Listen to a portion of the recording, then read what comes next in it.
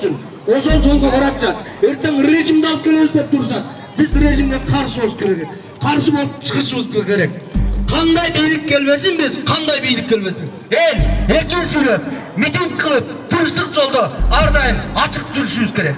Биз Түркменстан, Казакстан, Тажикстан, Өзбекстан болбойбуз. Biz ardayım erkinlikten, biz Kırgız eli daim erkin жүргенбиз, daim el менен жүргенбиz, daim el менен birge болгонбуз. Бирок биз сөзсүз түрдө биригишибиz керек.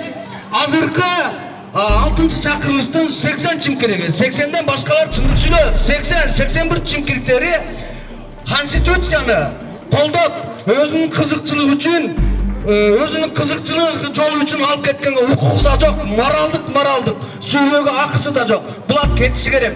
Eldi aldabаш керек, каракчылык болбош керек, элге баскынчылык кылбаш керек, элди 2-ге 3-кө бөлүп, область, районго, регионго бөлүп, коо сөз менен, алдоо сөз менен басмачылык болбош керек. Бул чимкириктер биз келтирмесек, булар жакшылык алып келбейт. Мына кара кетирген орда кайра дүйнө өздөрүн колдоочу чимкириктерге мандат берип алып келип. Бул алсыз парламент карапиялыктын жыйылда өмүрү да кыскалган. Элдиге акын айтмакчы, чимкириктер азыр кошулган чимкириктер угулаңыздар. Элдиге акын айтмакчы болот. Түнү кечкин башчы эмес, түшүмөр жакшы эмес. Өмүр тоюп, султан союлганга тоюп болгон. Биздин чимкириктер 5 жылда Садыр Сапаров ошол президенттер туюп, Атамбаев калагандагы башмыйзам чынында бул абдан бир чоң Кыргызстандын тарыхына, Кыргызстандын келечегине абдан бир чоң зыян алып келген парламент Конституция боюнча бир дагы берген жокмун, бербейм дагы. Анткени легитимсиз процесстерге катышуу бул ошолорду колдоо болуп эсептелинет. Эгерде мен мына жериңе туура эмес экен, мына жерде унутуп койгула деп берсем болмок. Бирок ошондо мен буларды колдоп атам да, туура өзгөртүп атасыңар депчи, мен буларга жардам берип атам да. А биз баштан айтып келатабыз, легитимсиз баш мыйзамыбызды өзгөрбөйт, бул өзгөрүү эмес. Бир нерсени түшүнүп койгула да, баш мыйзам өзгөрүп аткан жок. Жаңы баш мыйзам кабыл алынат. Жаңы кириш сөзүнө чейин өзгөртүлгөн баш мыйзам кабыл алынат. А жаңы баш мыйзам кабыл алынат деген бул тарыхый маанидеги окуя. Эмне болуп кетти коомдо? Коомдо бир революция болуп кетиш керек да жаңы баш мыйзам кабыл алыш үчүнчү. Жаңы баш мыйзам кабыл алгандан кийин жалпы коомдук, жалпы элдик кеңешке макулдук болуш керек. Анткени келишим баш мыйзам. Андан булар жаңы баш мыйзамды бир дагы мыйзамда жазылган эмес. Жаңы баш мыйзам кандай тартипке кабыл алынат? Ага карабастан эле каалагандай өзгө дейт коюшкан жок. Мыйзамдарды каалагандай тебелеп кетсе эле максат турат президенттик бийлик кылыш керек болду ошол жолу. Можно, пожалуйста,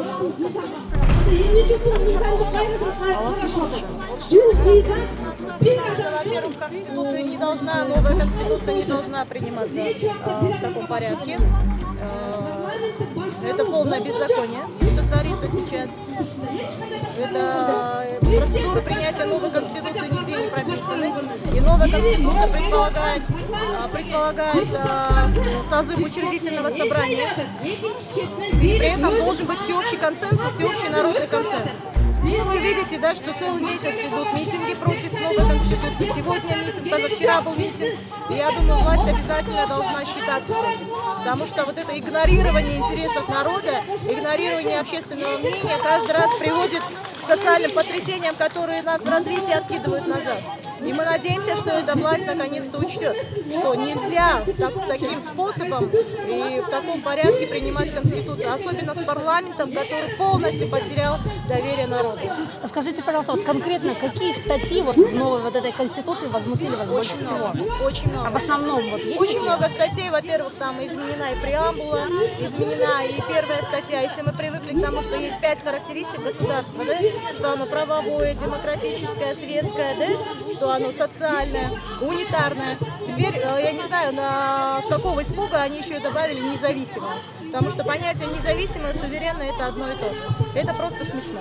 Это просто смешно. смешно. С точки зрения правовой характеристики, да, выделять отдельно независимое, отдельно суверенное, и все время красной нитью через первые 3 статьи идет такая мысль, что такое ощущение, что мы, знаете, что мы часть какой-то колонии, и мы хотим вот вырваться на свободу, да, и вот все время вот это идет мысль, что народ там вправе сам вот это делать, то делать. Мы 30 лет независимое государство, нет необходимости это лишний раз констатировать.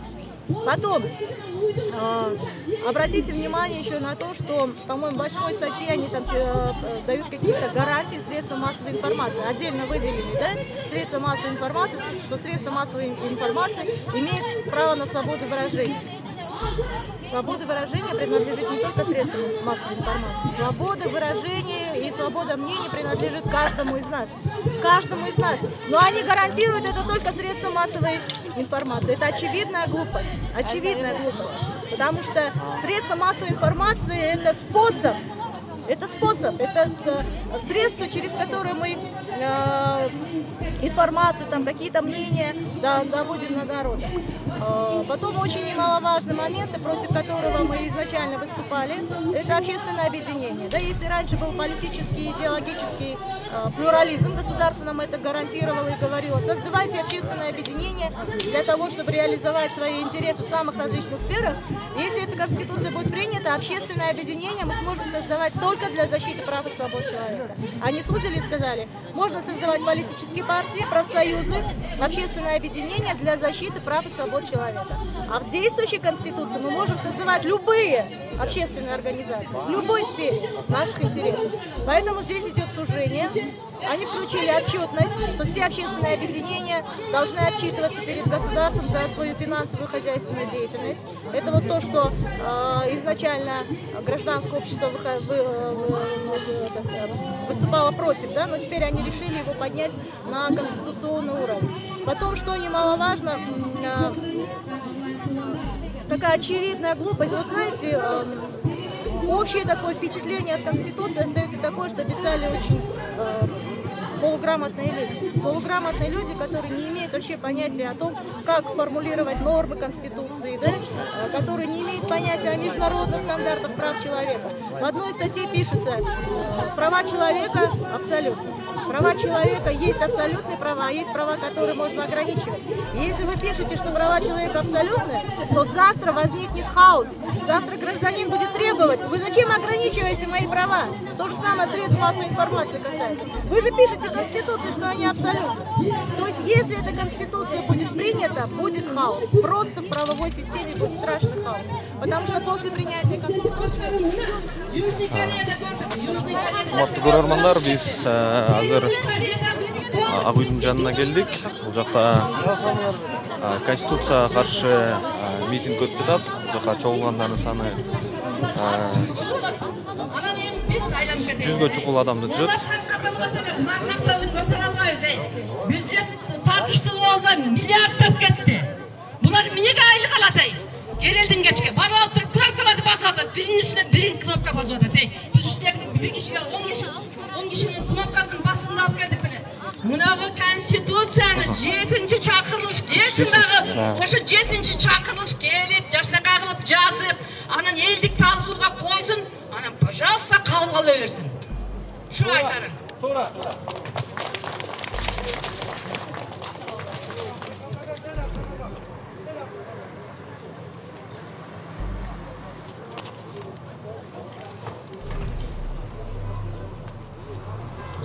Arkadaşlar,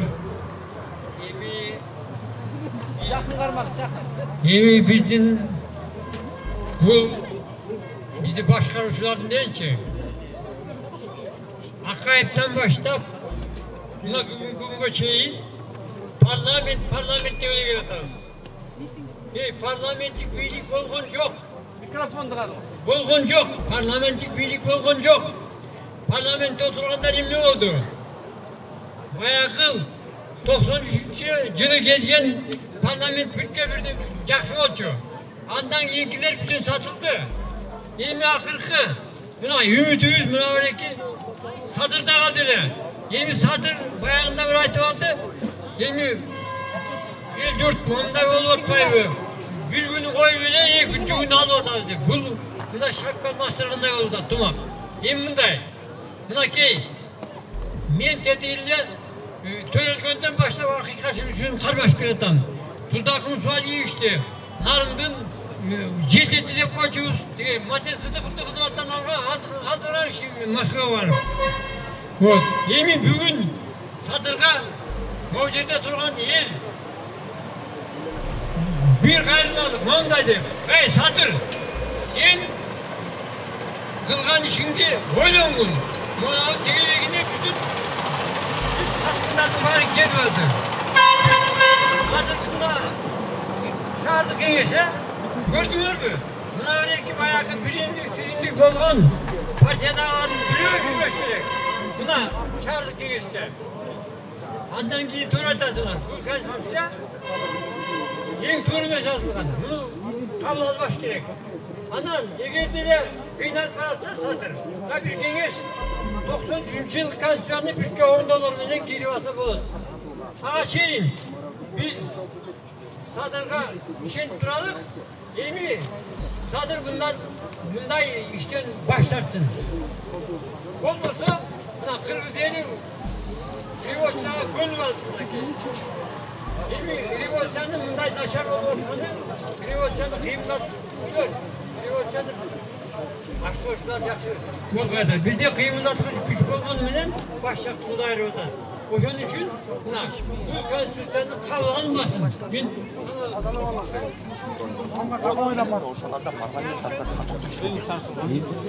Урматтуу журналисттер, урматтуу агай туугандар, жакыныраак келип койсоңуздар, мен Садыр Жапаровго жеке кайрылуум бар эле. Мүмкүн болсо ушу массалык маалымат каражаттары аркылуу кайрылып койсом дедим эле. Урматтуу кыргызстандыктар, урматтуу агайын туугандар. Президент Садыр Жапаров, мен сизге жеке кайрылам. Ушул жерде чогулган адамдардын атынан кайрылам, келе албай калган адамдардын атынан кайрылам. Ар тараптуу медиа аркылуу оюн билдирген адамдардын атынан кайрылам. Сиз шайлоого келатканда сөз бергенсиз. 3 айдан кийин реформалардын жыйынтыгын сезесиңер дегенсиз. 3 ай өттү. 3 айдан кийин сиз айттыңыз. Реформалардын жыйынтыгын 5 aydan keyin görürsünüz dediler. 5 ay öttü. Daha bir interview verdiniz.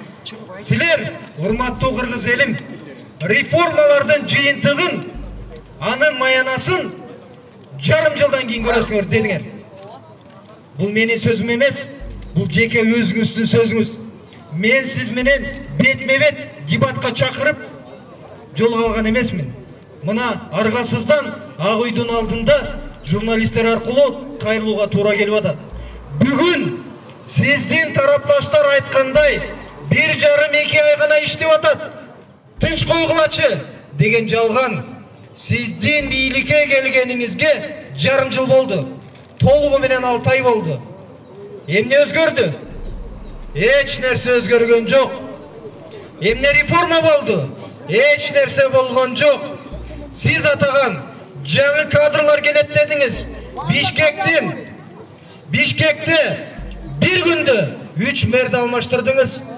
Mamleketти önüktürəm деген adam göz qaraşı bolsa, maksatın tuğra koysa, tuğra adamdı tandap, el talashpagандай kılıp bekitip bermek.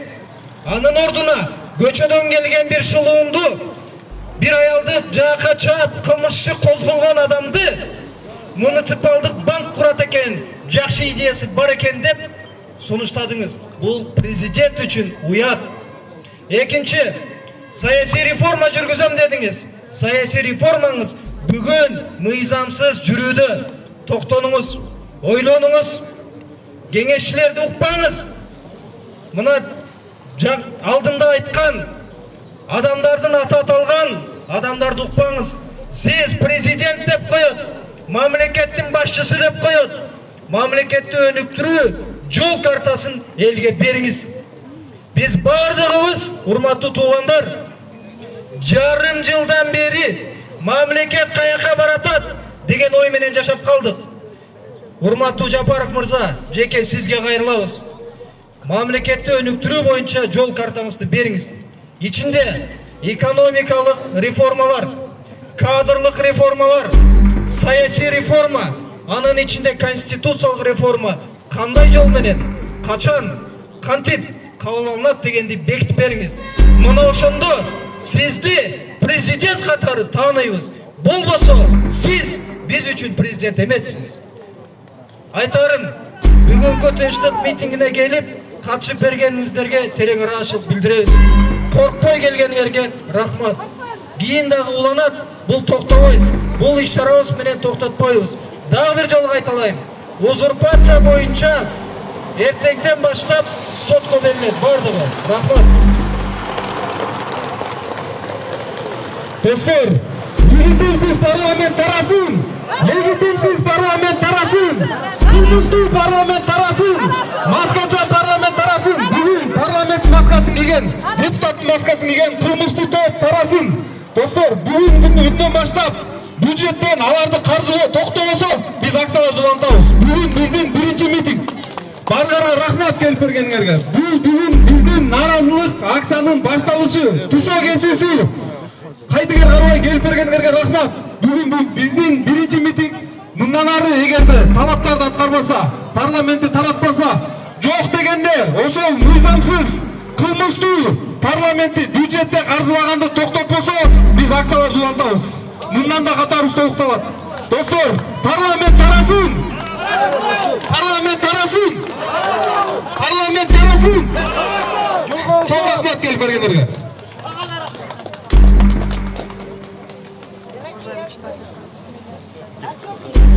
Азыр конституцияга каршы митинг аягына чыгып жатат. Русским никогда не дают сказать.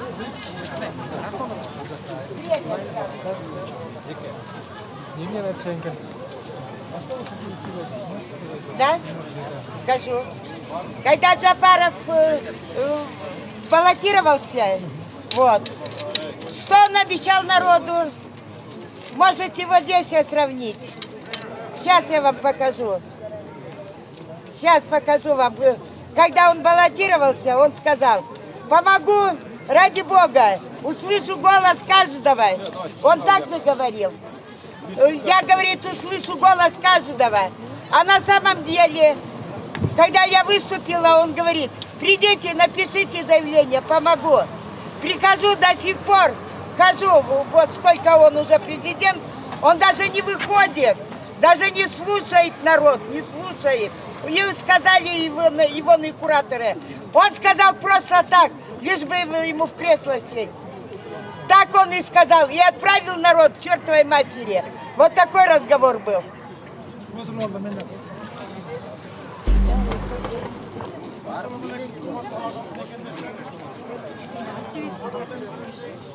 Жарым жылдан бери жалпы элге жол картасын ачып жатат. Биз билишибиз керек, эл деген билиш керек. Мамлекет кандай жолдо барат, эмнеге өнүгөт, жана кантип барабыз, ким менен барабыз дегенде. Бүгүн бир кадр болот, ага кыйкырып койсо экинчи кадрын алмаштырып атат. Мына референдум боюнча туңгуюкта эмне болот, кандай болот, эч кимге белгисиз. Өзү болсо интервью берип атат, мен болсо келишип атам. Бул уят нерсе. Ошондон айтып атабыз, могу парламентте кармап турганын эч кажети жок. Акыркы жыл башынан баштап 100 миллион сом корот. Жылдын күзгө чейин узарткан болсок, бул Жапаровго андай укукту эч ким берген эмес. Азыркы иштеп аткан конституция боюнча жашап атабыз. Президент Жапаровдун укугу жок. Өзү менен өзү туруп Казак информго маалымат берип атат. Парламент текшерүү бизде болот. А кто он такой? Урматтуу ким Бабирович айтканда, он никто, в рамках закона он никто. Он действующий президент. И у него нет полномочий продлевать срок парламента. Ал эми парламент өзүнүн мөөнөтүн мындай түшүнүксүз нерсе менен узартып алды. Жаңы баш мыйзамга каршы чыгып атасыздар, ошо долбоорду окуп көрдүңүзбү? Кайсыл жерине? Эми биз долбоорду окубасак каршы чыкпайбыз. Долбоорду окуган үчүн каршы чыгып атабыз. Анын ичинде бир эки гана нерсени айтып берейинби? Биринчиден, Садыр Жапаров аткаруу бийлигине жоопту, президент жоопту дегени менен президент эч кимдин алдына жооп бербейт. Бул жанагы бардык телелерден чыгып, элдин алдына айтып аткан бул алдоо. Эч ким алдына жооп бербейт. Экинчиден соттук реформа жүрбөйт. Себеби соттор, күч органдары баары жолу айыл өкмөткө чейин президент жалгыз чечет, ал дайындайт, ал жумуштан алат. Ошондуктан эч кандай реформа жүрбөйт, жана бул толугу менен монархия, толугу менен авторитардык режим. Эгерде ушул конституция кабылданса, урматтуу журналисттер, мына тартып, ээн эркин жүрбөйсүңөр, баарыңарга чек коюлат. Бизди жалганчылар, алдамчылар деп тепкилешет. Да, бүгүн ал биз, да, бүгүн тепкилешет. Бирок акыры тарых таразылайт, Жапаров баш болуп баары жок. Ошондо мисалы бир адамдын колуна жоопкерчилик болот деген кандай окуат ошондо? Эми мисалы 66 беренде так көрсөтүлөт. Аткаруу бийлигине президент жоопту деди. 88 беренде турат. Аткаруу бийлигинин ишин алып бара турган президент деп турат. Бирок президент эч бир мамлекеттик орган алдында жооп бербейт. Президент Жапаров билесиңерби айткан? Элдик курултайды алып келем, курултайдын алдында бардык отчет берет деп. Жок, курултай рекомендательный орган болуп калды. 7 беренеде көрсөтүп койду. Президент жана парламент курултайдын алдында болгону маалымат берет деп турат. Болду. Ал эми президентти кетирүү импичмент боюнча мүмкүн эмес. Эгерде действующий конституцияда мында оор болсо, азыр мүмкүн эмес. Эмнеге анткени импичмент жарыялаш үчүн 3/2 парламенттин макулдугу керек, башкы прокуратура менен конституциялык сотту. Кантип, эгерде башкы прокурорду да, конституциялык сотту дагы президент өзү дайындап атса, бул мүмкүн эмес. Ошондуктан бул толугу менен Түркмөнстан, андан ашып кем эмес да. Митинг Тынчтык митинги мөөнөтсүз. Азыр мына парламентке талаптарды койдук, эртең окуусун карашат. Жалпы жыйында булардын реакциясын көрөбүз. Мен эки нерсени айтам. Биринчиден, ким бул эми баягы угроза деп чыгышы мүмкүн, шантаж деп чыгышы мүмкүн, бирок кандай болбосун айта алабыз. Эртеңден баштап ар бир депутатты персонально сүрөтүн коюп, чекесинде штамп жасабыз. Ошону таркатабыз. Эл душмандары деп. Ачык эле. Экинчиден, эртеңден баштап баардыгын сотко беребиз. Анын реакциясына жараша акциялар улантылат. Бул сотко мындай конституцияга каршы борбору түзүлгөн, ошонун ичинде азыр саясий күчтөр, жарандык активисттер баардыгы бар.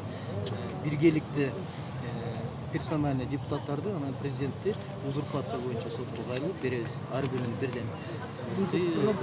Соттун чечимин күтөбүз. Эми азыр ойлоп атабыз, соттун баарыбыз бир адамга көз каранды да. Бирок узурпация боюнча срок давности жок. Бул боюнча биз бере беребиз. Булар чарчаганча, биз чарчаганча бере беребиз.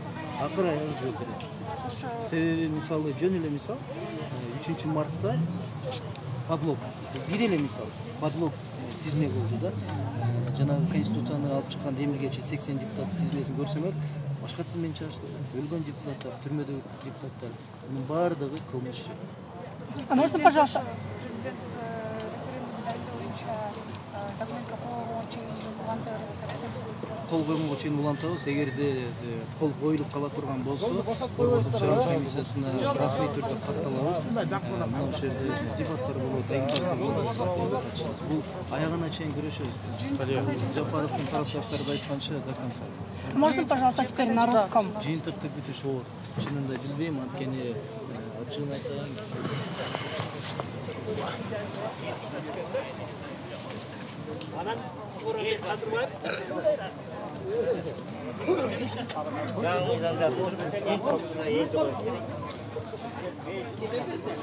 Саламатсыздарбы?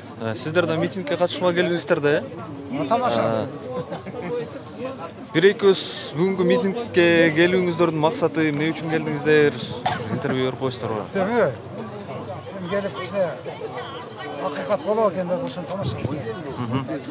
Конституциянын эмнесине жеке каршы болуп атасыздар? Кайсыл беренесине балким? Конституцияны тура эмес жаса тура эмес. Эмесе бир эле конституция болбойт. Бир адам бардыгына жетишпейт азыр. Бир үйдүн эркеги бардыгына жетишпейт. Баласына тапшырма берет, аялына тапшырма берет, туурабы? Ошондой болуш керек. Кеңири өзүңүздүн оюңузду айтып бере аласызбы? Кандай оюң? Эми азыр мына конституцияга каршы, конституциялык реформага каршы бул жакта митинг болуп атат. Катышууга келип турсуз. Мен клубтон. Клуб. Конституцияга каршы митинг болгон тура. Себеби мына 120 чимкирик эмнеге отурат? Алар кетиш керек. Өткен партия тарай тұрады. Бүтін Қырғызстан деген партия тарай тұрады. Жаңағы реформа деген партиялар тұрады. 2% болса дағы 6%-ке 7%-ке болса ошылар келіш керек берге. Мынау ордақларды не қармай отырады? Бұлардың сұрау өткен дауына кетіш керек те, тұрау. Не, бұлар Қырғызстанға қайтыра жаңа закон жазып келеді. Оғызын ашып отырышады. Азық сессиясында тым-пиып ешік оқшып отырышады. Гимдер қақшы отырады. Жанар Ақаев әсері безілі отырады. Рыскелді Момбеков безілі отырады. Ирина Карамышкина безілі отырады. Daha bir ayıl var. Төртеле безілі отырады. Қалғаны тым-пиып ешік оқшып отырады. Ашпыш оғызыма көз сүштеген сөйлі. Тым-пиып. Қайтыры бетіне қойса ұшы Жанар Ақаев. Қайтыр Жанар Ақаев deyip қалсан деп демей болады. Ештекендігі. Аннаға ұшын не кере бар? Кетсін бұлар, Бұлардың опсы кере жоқ. Не қарма отырды? Başınдағы биліктер. Başına ұра бұларды. Кетіріш керек бұны. Келсін жаңа, тарай, өткен, неме, парламенттер тұрады, неме, партиялар тұрады, өткен. Бүтін Қырғызстан тұрады, келсін, іштес, бүтін Қырғызстан өзіне мызамды жақсы шығарып жазып қойды. Реформа деген бар екен. Ошылар да жазады. Жаңа Жеңіс Молдахметов деген партиясы бар екен. 3 жылы партия келсе, жетішеді. Қалғаны керегі жоқ. 30-30'dan келсе 90 неме депутат болады. Болады, ең жақсы жазады ошылар.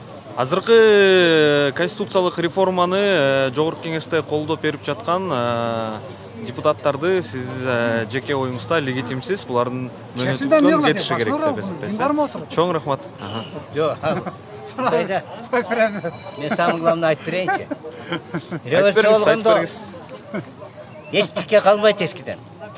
Кишилер эмес, реформасы эмес эчтекеси. Ленин 17-жылы жасаганда барын атып салган, качкандарын Мексикадан өзүнүн идеологический душманы Троцкийди өлтүрткөн. Эми азыр биз андан 100 жыл өтүп кетти да, андан артык. Бизге андайдын кереги жок. Туруп аткан туура. Бирок эч качан эски мыйзамдар калбаш керек. Революциянын жаңылануу дейт. Бул трансформация дейт. Муну мутация дейт. Ар кандай айтса болот. Бирок бүтүндөй түп тамыры менен жаңыланыш керек. А бизде эмне болуп атат? Eski депутаттар калып атат. Мыйзамды болсо бүт элек, шуну аяна чейин чыгалы дейт. Андай болбойт. Карапайым эл бийликти алдыбы 5-нен 6-сына чейин. Октябрь, Убактылуу өкмөт түзүш керек, Ленин жасагандай. Ошол жерден бийликтин болду, жаштар келсин дейт. Eskilерди ИО сыяктуу калтырыш керек. Эмне үчүн опыт алыш керек да жаштар. ИО убакытынча туруш керек. Шундай жол менен кетиш керек болчу. Бул азыркы эч кандай реформага жатпайт, эчтеке болгон жок. Революциянын сөзүн өзүн туура түшүнүш керек. Бул тазалануу дейт, бүтүндөй. Ак барактан баштоо дейт. Ушунун революция дейт. Орустар айткандай, надо говорить вещи своими именами дейт. Өзүнүн атын менен. Анан демократия деп коет атат, дүйнө жүзүндө. Мен билгенден угал мен дүйнө жүзүндө кайсы мамлекетте демократия болгон? Болгон демократия байыркы Грецияда 4-күн биздин эра чейин, Сократтын заманында. Ошондо бир жолу болгон, андан кийин мен көрө элекмин. Демократия деген сөз которгондо элдин бийлиги деп которгон. Чоң рахмат Аксакал. Чоң рахмат. Партиялар да жаңа партия келип иштесин жарака. Эч кандай партиянын кереги жок. Элдин бийлиги болуш керек. Эл өзү чечет. Жок, деп шиктиктер бар. Эмне үчүн мен муну айтканым? Эл акылман келет. Данышман болот. Билимдүүлөр эч качан акылман боло албайт. Алар көрдүң го чимкириктерди. 5000 тükürükке 5000 саласы, ал турмушта көргөн жок да. 5000 айлыгы барбы, пенсиясы барбы? Булар аны ойлогон жок. Булар акылы да жетпейт. Ошон үчүн данышман керек. Эл өзү данышман. Бүтүндөй эл. Мына конституция жарабайт. Түп тамыры менен өзгөртүш керек. Революцияда ошондой революциядан сөзүнүн эмесине туура келет. Бул жолу мына азыр Бул жолу сөзүңүздү жыйынтыктап айтсак, Октябрь окуясы толук максатына жеткен жок, сиздин пикириңизде? Жарым жартылай жетти. Айтайын эмне үчүн жарым жартылай? Бир киши атта түш десе эски бийлик, бир буту жерде, экинчisi үзөңгүдө. Бул эски бийлик. Үзөңгүдө түшкүсү келбей атат. Анан жана Бакай айткандай, барып жан түшүш керек, тинчтене жапар туура калды. токтотуп койду, кереги жок. Мыйзам түрүндө өтө берсе. Эси мына өзгөрүлбөй эмесе, ат үркүп кетсе жана үзөңү менен өлөт эски бийлик. Жан тупталышат эл, карапайым эл. Мен эми муну образный салыштырып атам да, эски бийлик менен жаңы бийлик. Ошон үчүн карапайым элдин сөзүн угуш керек. Чоң рахмат аксакал. Карапайым эл данышман. Бөлөкчө болбойт. А мен эми айтып берейин эмне үчүн билимдүүлөр кем акыл болот. Bir sekund. Bilimdүүлөрдүн кем акыл болушу мындайда. Мен өзүмдү изучать этип атып бир нерсеге келдим. Билим, менин клеткасына стандарт түрүндө келет. Стандартты билим пайда кылат. Мен ушуну азыр таныктап берем. Эмне үчүн стандарт пайда кылат? Эмне үчүн эне дүйнө жүзүндө көрүп атасыңбы? Кол тийбестик, тип бу. Ал эмне? Жана өткөн партиялар үй бүлөсүнө киши өлтүрсө да кол тийбестиби? Ал акылга сыйбаган эме. Чоң рахмат Актакал. Чоң рахмат. Өзүңүз тааныштырып коюңуз. Мен Бишкектин тургуну, пенсионерим жашоочусу. Рахмат. Урматтуу клубтун көрөрмандары, биз түз алып берүүбүздү жыйынтыктайбыз. Бул жака бүгүн Жеңиш Молдахматов, саясатчы, президенттикке талапкер, ошондой эле Клара Сооронкулова дагы келип катышып, конституция азыркы бийликтин реформасы боюнча жалпылап айтканда негизгиси конституциялык реформа, конституциянын жаңы долбооруна каршы митинг болуп өттү. Эгер тоо терин айта турган болсок, митингке катышууга келгендердин айтымында, саясатчылардын айтымында, бул конституция авторитаризмге алып келет, ошондой эле өлкөдө башаламандыкты жаратат.